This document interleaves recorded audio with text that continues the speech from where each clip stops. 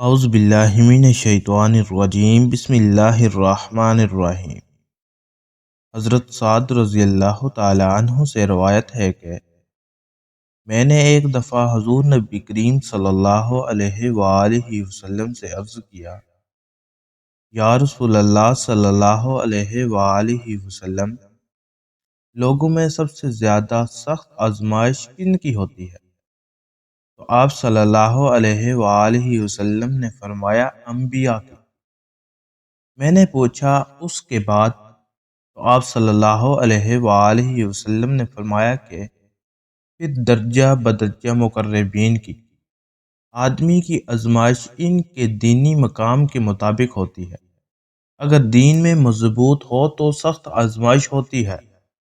ناظرین، یہ بھی متفقہ علیہ ہے کہ انبیاء کرام میں سب سے زیادہ آزمائش اللہ پاک نے اپنے سب سے محبوب بندے سید المرسلین شفیع مشرفہ حضرت محمد صلی اللہ علیہ وآلہ وسلم پر ڈالی۔ بے شک یہ اللہ پاک کی اپنی ہی حکمتیں ہیں۔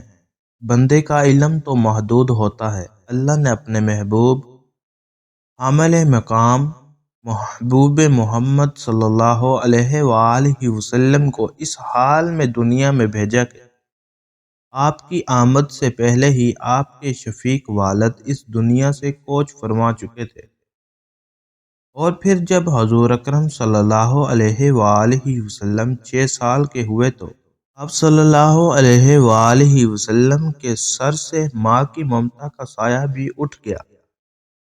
اب دادا کی شفقت ہی سب سے بڑا سایہ تھی۔ دادا اپنے یتیم پوتے کا بے حد خیال رکھتے، وہ ان کی نیند، راحت و خوراک اور لباس کا اس قدر خیال رکھتے تھے کہ دیکھنے والے حیرت میں ڈوب جاتے۔ آپ کو دادا سے اتنی محبت اور شفقت ملی کہ آپ نے کبھی والد اور والدہ کی کمی محسوس نہیں کی۔ ناظرین گرامی، یہ اس دور کی بات ہے کہ جب 70 سال بعد یمن کے حصیف حمری نے حبشیوں کے قبضے سے چھڑا کر وہاں پر اپنی حکومت قائم کی۔ حصیف حمری کی اس کامیابی سے پورا عرب خوش تھا۔ اس کی بڑی وجہ یہ تھی کہ یہ حبشی ہر طرف سے مکہ والوں سے دشمنی مول لیتے تھے، اور یہی وہ حبشی تھے کہ جنہوں نے ابرہہ کا ساتھ دیا جبکہ اس نے مکہ پر حملہ کیا تھا۔ خیر، مکہ سے ایک وفد یمن کے نئے بننے والے بادشاہ سیف حمری کو مبارکباد دینے کے لیے روانہ ہوا۔ اس لشکر کی قیادت نبی کریم صلی اللہ علیہ وآلہ وسلم کے دادا جان حضرت عبد المطلب کر رہے تھے۔ جب یہ وفد یمن پہنچا اور بادشاہ کو اس وفد کی آمد کے متعلق بتایا گیا تو بادشاہ نے کہا کہ وہ بالکل اس وفد سے ملاقات کرے گا۔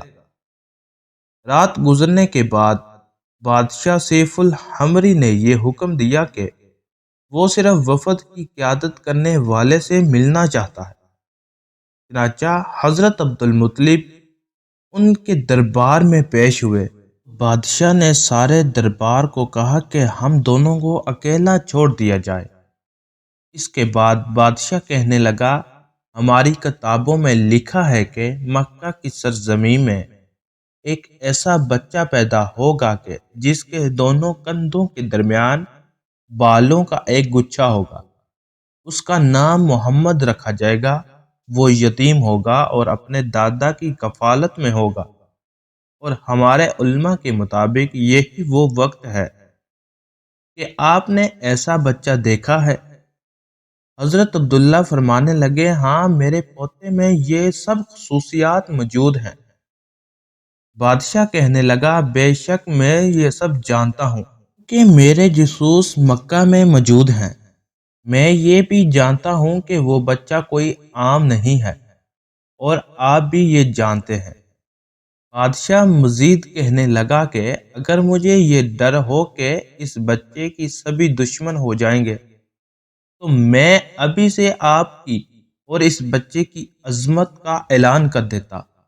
اس کے بعد بادشاہ نے سارے وفد سے ملاقات کی۔ سب کو بہت عزت دی اور ڈھیر سارے انعامات، ہیرے جواہرات اور 1000 اونٹ دے کر ان کو روانہ کیا، اور ساتھ میں بتایا کہ یہ سب تمہارے سردار عبد المطلب کی خوشی اخلاقی کی وجہ سے ہے۔ بس جب یہ قافلہ مکہ پہنچا تو ہر طرف دھوم مچ گئی کہ عبد المطلب کی بادشاہ نے بہت عزت کی ہے کہ اور انہیں اپنی سرحد تک خود چھوڑ کر گیا۔ اس واقعے کے بعد سے حضرت عبد المطلب کا مکہ میں رعب پہلے سے بھی زیادہ ہو گیا۔ بے شک اس واقعے سے پہلے بھی خاندان نبوی مکہ میں بہت ہی عزت والے تھے، لیکن اس واقعے کے بعد مکہ کے لوگ حضرت عبد المطلب کے رعب تلے دب گئے۔ حضرت عبد المطلب کا زندگی بھر کا معمول تھا کہ سونے کے وقت میں کوئی ان کی خوابگاہ کے اندر نہیں آ سکتا تھا، نہ ہی کوئی ان کے بستر پر بیٹھنے کی جرت رکھتا تھا۔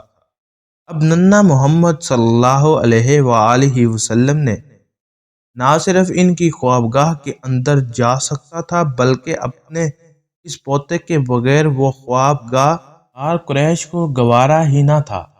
وہ اپنے سارے معاملات کو ترک کر کے حضرت صلی اللہ علیہ وآلہ وسلم کو اپنے ساتھ سلانے اور ان کی ہر خواہش کو پورا کرتے۔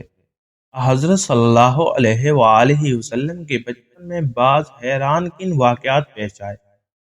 انہی میں سے ایک واقعہ سیرت نگاروں نے لکھا۔ ان کے مطابق بنو مدلہ کے لوگ فوج لگانے کے ماہر تھے۔ جس شخص کا پاؤں ایک بار بھی دیکھا ہوتا تو زمین پر اس کی نقوش پا دیکھ کر وہ فوراً پہچان لیتے کہ یہ اس کے نفوش ہیں۔ ایک مرتبہ یہ لوگ مکہ میں آئے تو انہوں نے حضرت عبد المطلب سے ملاقات کے دوران کہا، اپنے اس بچے کی بہت حفاظت کرنا، کیونکہ یہ بچہ عام نہیں ہے۔ اس کے قدم سے زیادہ مقام ابراہیم پر لگے قدم سے مشابہ کسی شخص کا قدم ہم نے کبھی نہیں دیکھا۔ ناظرین گرامی، حضرت محمد صلی اللہ علیہ وآلہ وسلم کی عمر مبارک جب 8 سال ہوئی تو اللہ پاک کی طرف سے ایک اور آزمائش آ گئی۔ وہ آزمائش یہ تھی کہ آپ کے دادا جان کا آخری وقت تمام اہل و عیال حضرت عبد المطلب کے گرد جمع ہیں۔ عربوں کی یہ روایت تھی کہ جب بھی کوئی بزرگ موت کے قریب ہوتا تو وہ اس کی شان میں اشعار پڑھتے تھے۔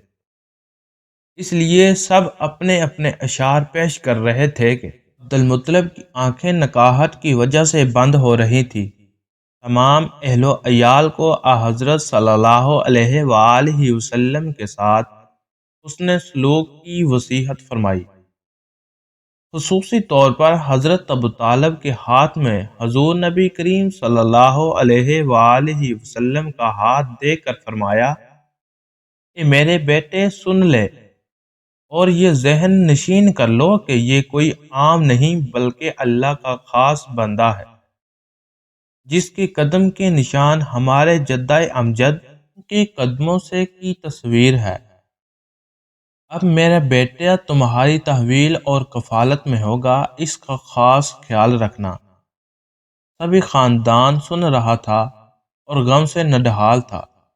حضور اکرم صلی اللہ علیہ وآلہ وسلم بھی اپنے چچا اور پھوپھیوں کی طرف آنسو بہا رہے تھے۔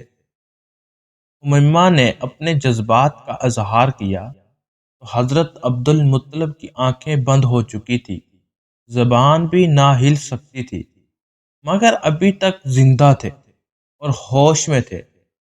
نکاہت کی وجہ سے اپنے سر کو آہستہ آہستہ دے کر اپنی بیٹی کے اشعار کی تائید کی۔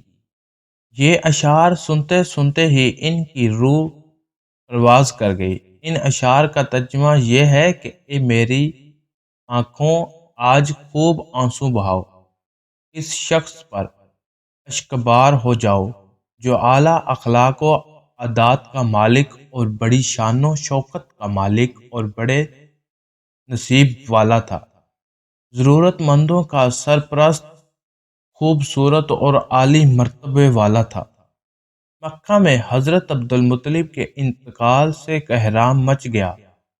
پورا مکہ جنازہ لے کر چلا اور انہیں مکہ سے باہر حجون میں دفن کیا گیا۔ ایمن روایت کرتی ہیں کہ میں نے دیکھا تو وہ منظر کہ جب حضرت عبدالمطلب کی تابوت کو لے جایا جا رہا تھا تو حضور اکرم صلی اللہ علیہ وآلہ وسلم بھی اس تابوت کے پیچھے پیچھے روتے بھاگ رہے تھے۔ اس طرح رسول اللہ صلی اللہ علیہ وآلہ وسلم سے کسی نے ایک مرتبہ دریافت کیا کہ کیا آپ کو حضرت عبداللہ کی موت کا منظر یاد ہے؟